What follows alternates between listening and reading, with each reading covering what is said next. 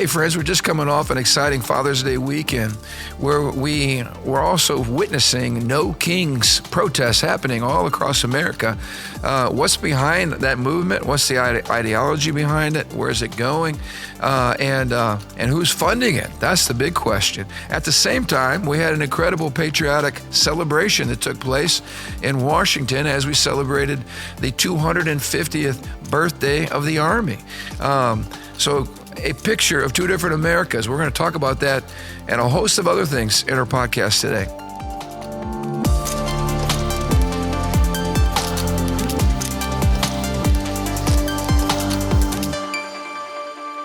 Hey, welcome to the Ron Johnson Discipleship Podcast. Man, we are so glad to be with you guys. We had a busy last week. Lots of celebrating going on. In fact, yesterday, of course, was Father's Day. We're filming this on Monday, so we all were enjoying one another in church on Sunday yesterday. And I never get out in the foyer because I'm hanging out all the time in the sanctuary.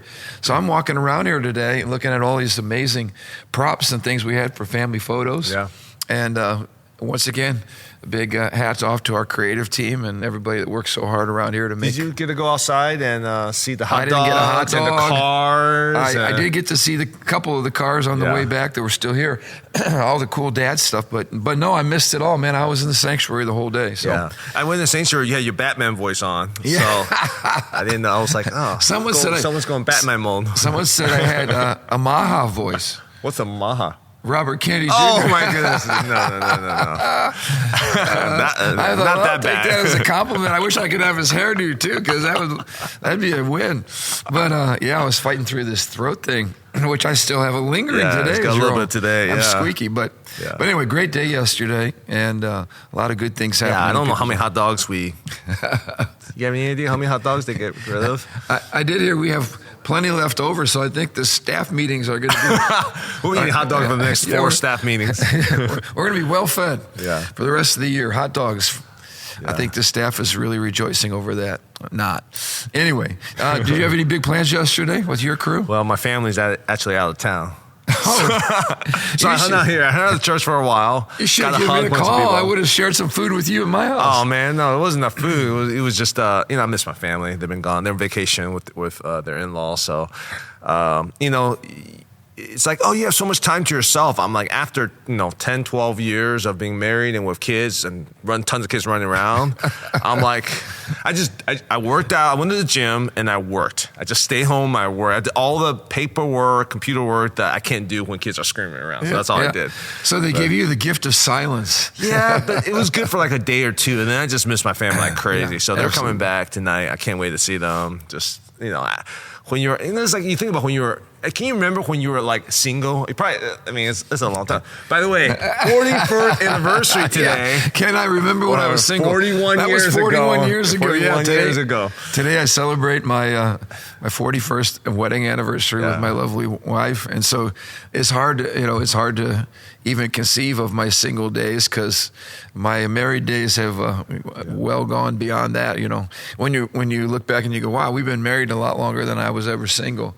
That's kind of the season that I'm at. So we had my crew gathered at our house yesterday after church for some lunch, and then I got a really special gift. I've been wanting to get a nice leather Bible. Any of you that know Pastor Dick, he's like a Bible connoisseur. He loves to collect like nice leather Bibles. I usually get the ones that are a little, less expensive. But the problem is the covers all fall off of them and they get worn out. So I was kind of hinting around that, man, I'd love to get a new Bible and maybe get a leather Bible. But I wasn't expecting it for Father's Day. And sure enough, my kids and my lovely wife surprised me, and it was great. They all highlighted, each of my kids highlighted their favorite Bible verse with a highlighter, and then wrote their name next to it, and then they wrote something nice in the front cover. So it was one of those special, memory Father's Days, which was great. And then we just enjoyed kind of hanging out. So it was a nice day. Yes, it was a perfect day. It was beautiful. Awesome. It was kind of a calm in the midst of all the insanity, because obviously what's happening, the kind of the convergence this last weekend was a lot of, I guess it was a tale of two Americas. That's a good way to say it. Yeah. We had the whole No Kings, movement.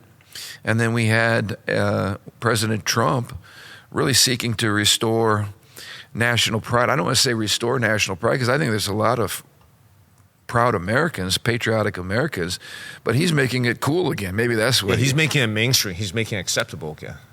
Where before we would be shunned, we would be ridiculed, we would be called, Christian nationalists.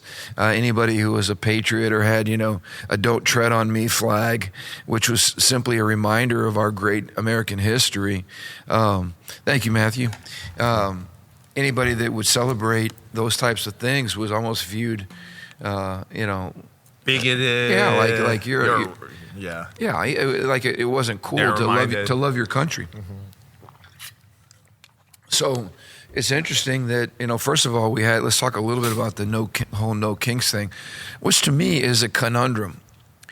Because if there's anything that President Trump has done since he's been in power, is actually to shrink the scope of the federal government. He's not trying to consolidate more power under himself. He's actually shrinking the power of government. And so it's not getting much traction because I don't know that Trump's running around. I liked his comment. He said, if I were a king, I'd certainly be able to get a whole lot more done because everything I try to do as the executive officer of our nation gets attacked by some federal court judge. If anything, we have a nation of federal court leftist judges who think they're kings in America and they can dictate what goes on instead of allowing the voice of the people to be expressed. So the whole marketing campaign to me seems like it's a flop. Well, I feel very, very, so the left has this ability or pattern of projecting whatever they're doing and calling you name that. So for example, they're actually practicing, bias based on race, but they call you the racist, you know? They're actually bigoted, but they call you a bigot. And this no king protest to me is another example of that. And you mentioned one. Okay, so a couple weeks ago we had Bill Federer here, and he did a amazing presentation called "Who's the King of America?" Who is king in America? I think he might have written a book recently about that too. He did. In fact, I want to encourage all of our listeners, because he was here on Memorial Weekend, and I know that's the weekend when many people travel, but it is well worth going back and listening to Sunday morning and Sunday night. Sunday morning, he talked about the miraculous founding of this nation, some historical events that took place that just clearly had the hand and fingerprints of God on it. But in the evening, he went through his entire presentation on the topic, who is king in America? And what did he say? Who's king in America? Because we the people. In other words, if there was going to be a king, it's collectively and individually us. The Constitution, the spirit of the Constitution, Declaration of Independence is saying, hey, we don't have a king. And I would argue the spirit of the Constitution, our true king is Jesus. I'm not saying we're a theocracy, but if there was a king, it would be that we submit ourselves to the rule giver, right, the natural lawgiver, which is Jesus. But that's a whole other topic. But I did see a lot of people posting things like that. Jesus is my king. Donald Trump is my president, and I think that's a good position for us as Christians. Our founders of this country during the Revolutionary War, when the soldiers of King George III came and said, "Hey, surrender in the name of King George," the colonialists said, "We have no king but Jesus." I mean, they understood that their loyalties first and foremost were to the Lord Jesus Christ. Secondly, to their leader, and in this case, it was a tyrannical leader, which is why they revolted. So.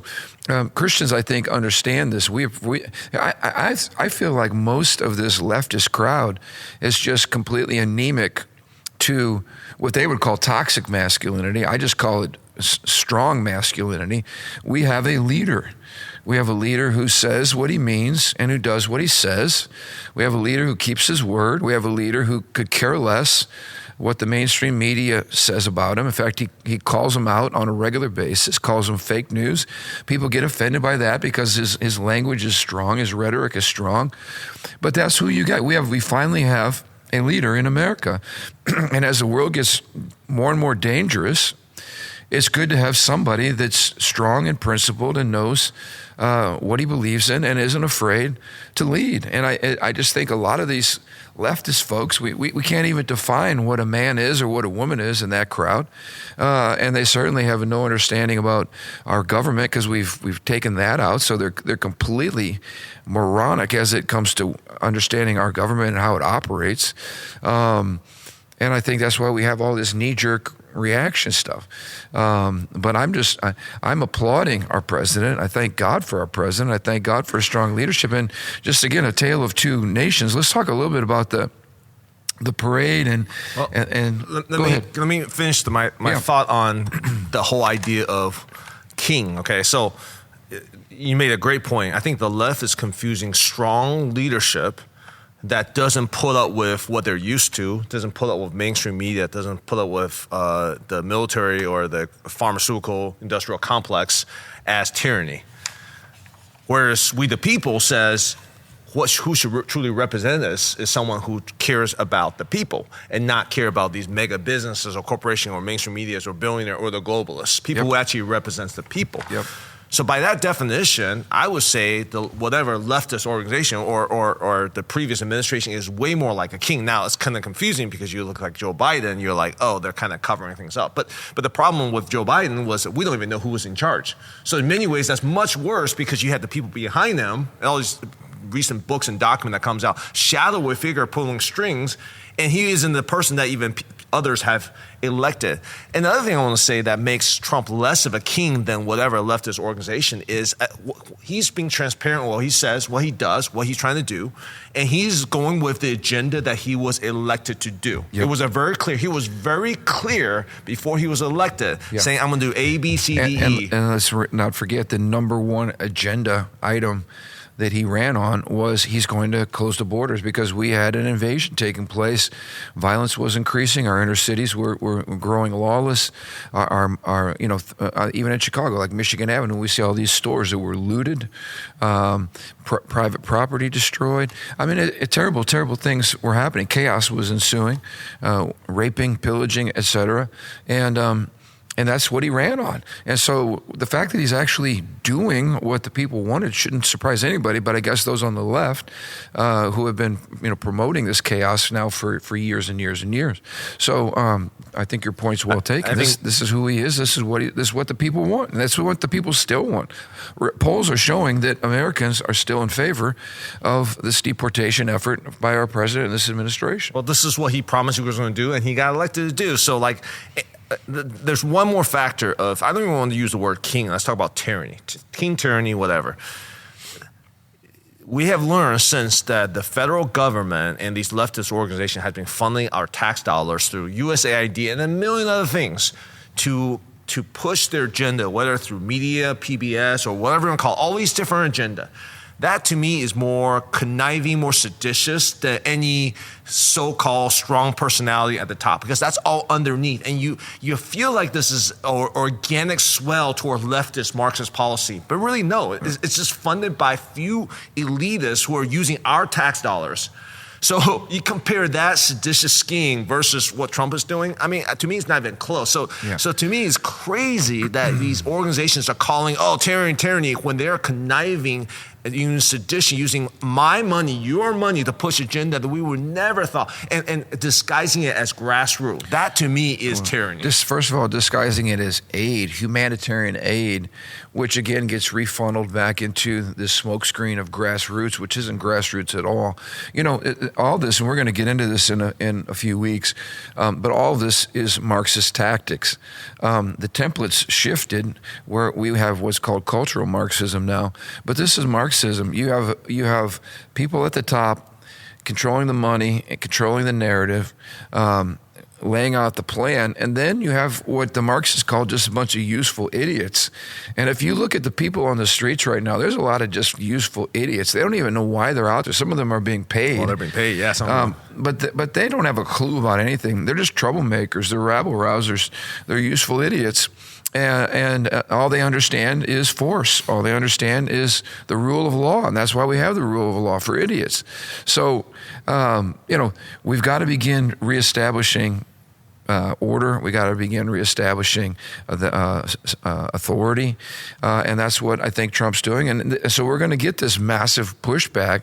But I think again, we're quickly realizing, because we learned under the BLM raids that was all orchestrated, with the bricks being delivered, people being recruited, and a lot of this is going right back to George Soros or his son and some of these organizations, leftist organizations that are all about Marxism and one world order and all those types of things. So I'm really hoping. I've heard some swords, banging on the side of Congress, saying, you know what, we're going to track the money trail and figure out where this is coming from and put an end to it. Speaking of tyranny, the greatest tyranny is this globalist one world order they're trying to establish. That's way more scary than some type of charismatic leader of America today. Absolutely. And that's what they've been pushing for years. So again, when I see that the No Kings protest, I'm like, man, you guys you got to be joking, right? We are facing such crazy tyranny during the COVID and these globalistic, the WHO calling shots for my personal health.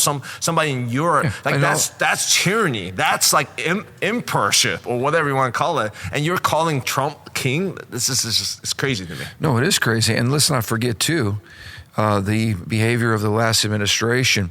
I mean, in California, for instance, there was a guy out surfing during COVID. He's out on the water. He's all by himself. And the police went after him and dragged him in and arrested him for violating the curfew or the quarantine protocol, whatever. The quarantine protocol. I mean, we had to do the masking. We had to get jabbed or get fired. We had people putting stupid arrows on the ground at grocery stores, shutting down businesses. Where some other business who are in gets to open up. And I don't know what it is about people on the left. I think they like being abused. They like having somebody tell them what to do. They like having Big Brother care for them. They like getting their paltry, government check or whatever it is. They like that. That makes them feel secure. They don't want to have to work. They don't want to have to do anything. They don't want to have to plan ahead. They don't want to have to do any of these things. They just want Big Brother to take care of them. That's tyranny right there. It's when you're so pathetic. You have no vision for your life. You have no work ethic.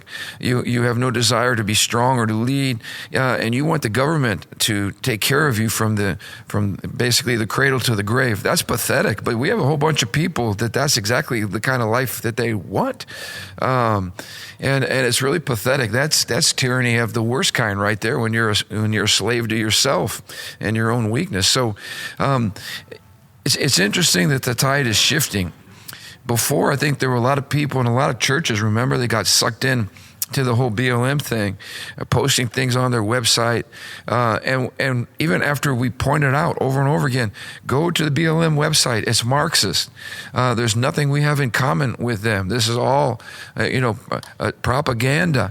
You still had a lot of churches, even I would say good churches. I mean, I know some of these pastors that were bowing at the altar under the guise of racism.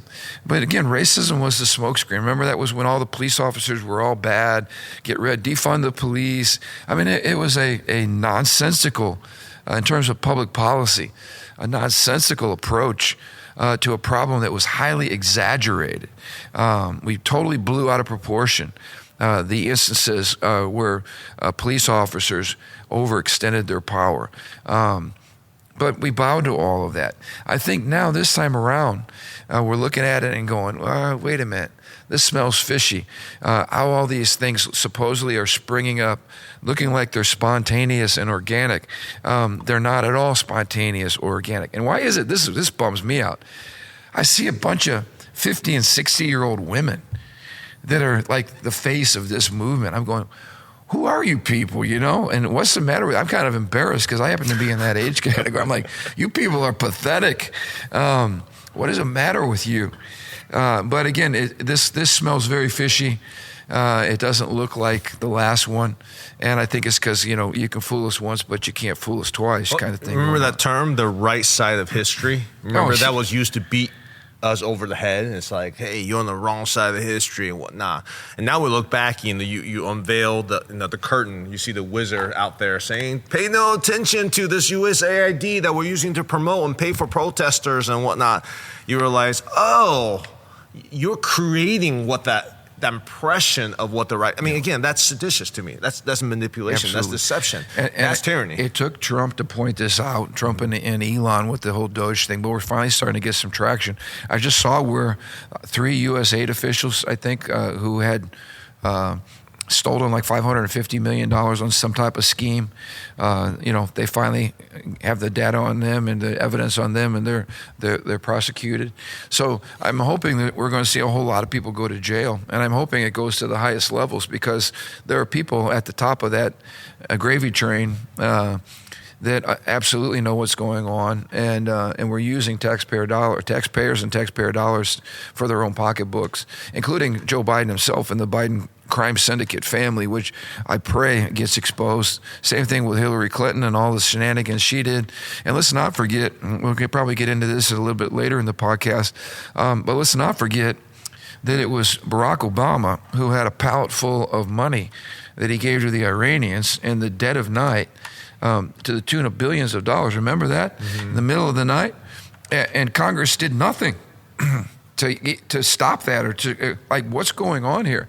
He's literally funding all of the mess that we're seeing happening right now in the Middle East. That was Barack Obama, former President Barack Obama. And Hillary did her deal, and other presidents did their deal. So this is a long line of corruption that has been happening that's now hitting the fan, and that the Trump administration is having to address and clean up. One other thing I want to bring up too, get your opinion on this, but it drew a lot of controversy, is the sheriff from Brevard County down in Florida. He came out with a news, what's the word I'm looking for? Where he had press conference. Press conference. That's what I'm looking for. Press conference, and he stood up and he just was very clear, as a law enforcement official should be. If you throw things at our officers, if you assault a car, some innocent lady out driving her kids to the store, and a bunch of thugs gather around her car and start smashing up her car and pounding on her windshield and wearing masks and freaking everybody out, he said, you're probably going to get run over and dragged across the pavement. If you throw things or try to harm our police officers, you're going to be, his term was, graveyard dead. In other words, let's put away the rubber bullets and start prosecuting people for crimes that they are committing, crimes of violence, throwing bricks off of overpasses and maiming and killing pedestrians and police officers. I looked out in LA, I'm watching all these police cars that are paid for with our tax dollars just being absolutely destroyed, by leftists. And I'm thinking, why are we allowing these people to do this? Take them out. Take them down, arrest them. And he said, if you run from arrest, we will track you down and capture you, and we'll bring you to jail, dog tired, but we're bringing you to jail. This creates a healthy respect for the law once again. And who benefits from it? The normal person who's just trying to live their lives. So I like that kind of talk. Excuse me, I'm going to get a drink. You need to talk. I think the issue is, the way I think about it is, you and I mean, we have been out in Planned Parenthood and pray and stuff like that before. Mm-hmm. None of us were ever thought to be like, hey, you know what? We're going to take a rock and throw it at their car at the Planned Parenthood or whatever like that. Because that's just not what normal people do. So again, I'm asking the question, are they go out to protest? Are they going out to cause trouble and to cause sedition and chaos? Is riot, right? To riot, right? So to me, it's not even like, it's not like I go out and we go out in front of Planned Parenthood. We're praying. We're like, for me to cross that line to throw in a rock is not like bare. It's like, today I'm a little extra zealous, so I'm just going to throw a rock at them. Like it's a complete different scenario. So it's a big line. It's a big line across. That's a great point. So my question is, when they go out there that day to say we're going to protest, what was their mindset? What was their purpose? Were they paid? What is actually going on? So I'm sure there are people who go out there who are trying to have peaceful protests. But again, if you're going to go out and do that, you got to watch out who you're doing it with. And what crowd you're with. Because if I'm with a rally, people who are trying to riot, I probably won't join that protest. No, absolutely. Yeah, absolutely. But again, when you're talking about many of them more useful idiots or people who are been radicalized, sadly, by our American public universities. Ivy League schools, they're being poisoned. You listen to most of them can't articulate why they're out there, but every now and again you get a well-educated Ivy League kid who's saying, "I'm protesting against this nation because this nation, was founded on slavery. This nation stole the land from the natives and all kinds of," which again historically is not true at all. We have treaties that we can show that we made with Native Americans, that we made with the Mexican community. We have treaties for all this. They're ignorant of history. And again, not that our nation is completely, Snow White as far as having never done anything wrong. Every nation has its black eyes. That's not the point. But the point is you're being trained to hate the country that you live in, which is insane. If you hate it so much, where else are you going to go?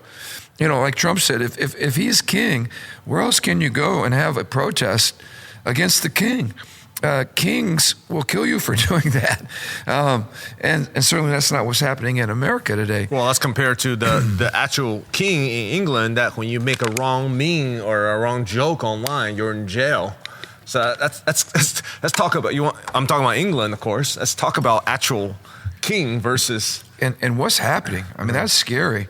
When you look at the trampling of free speech over in Europe, especially in England, which would be considered a strong ally, right? Like we're cut from the same cloth. I mean, those folks are being led by leftists. What we're not seeing, though, is there is a strong conservative pushback in all these nations. There's all those rioting in Spain against, I don't call it riot, protests. I don't know what they're actually doing against, the leftist move. There's stuff going on in Europe because people are recognizing, man, we're losing our liberty. Yes. So again, the confusion is like strong personality, that's a king. Well, let's look at policies. Let's look at what's actually happening. Let's look at free speech. Let's look at the amendments. Who wants to take away our Second Amendment? That's more of a king than someone who's just sent mean Twitter messages. And how about the violence that has been done against Donald Trump?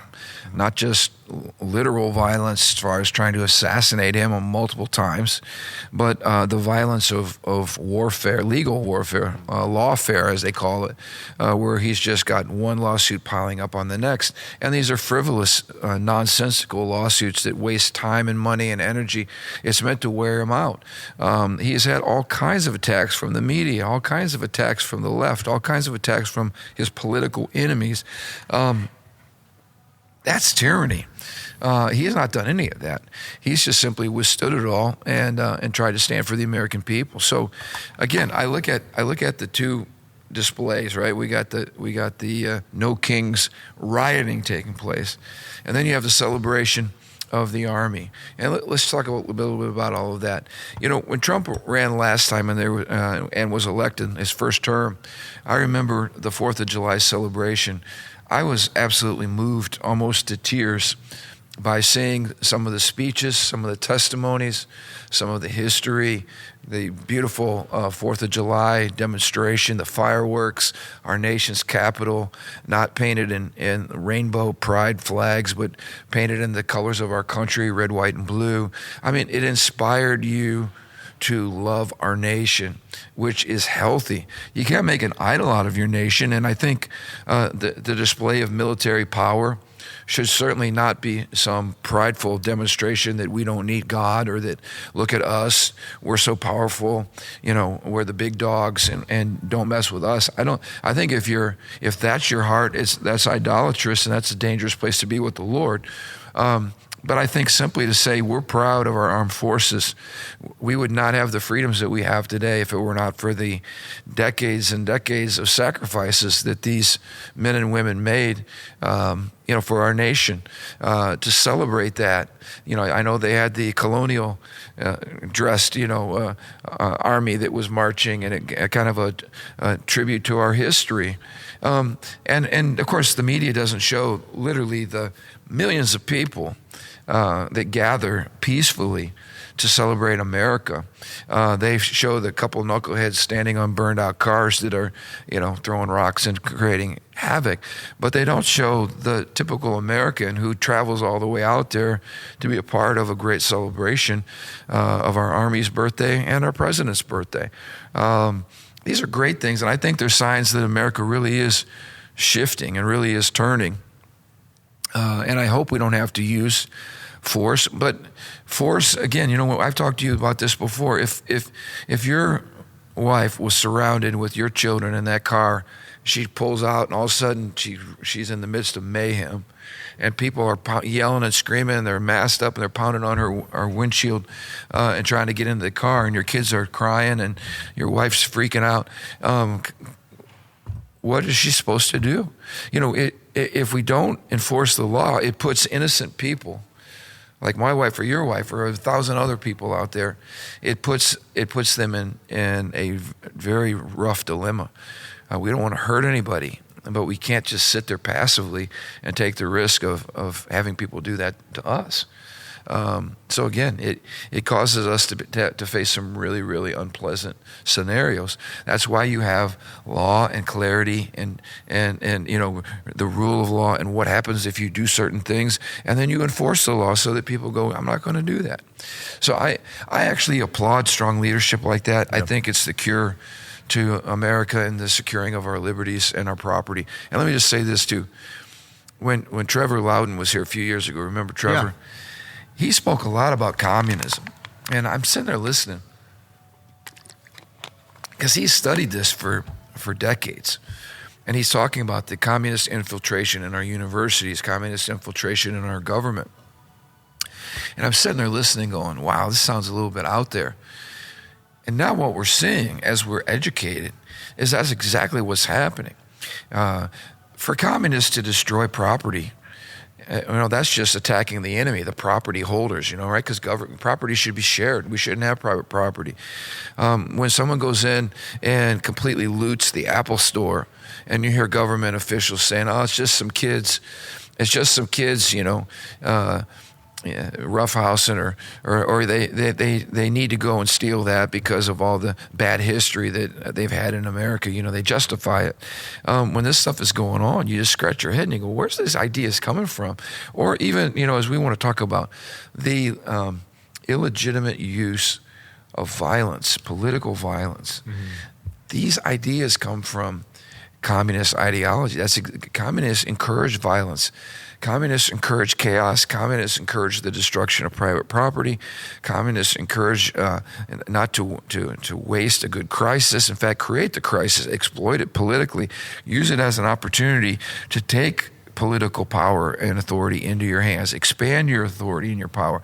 This is all off the Marxist playbook, and this is what our young people are learning in our universities today, which is why we've got to go after these universities and start getting rid of some of these people that are absolutely poisoning the minds of our young people.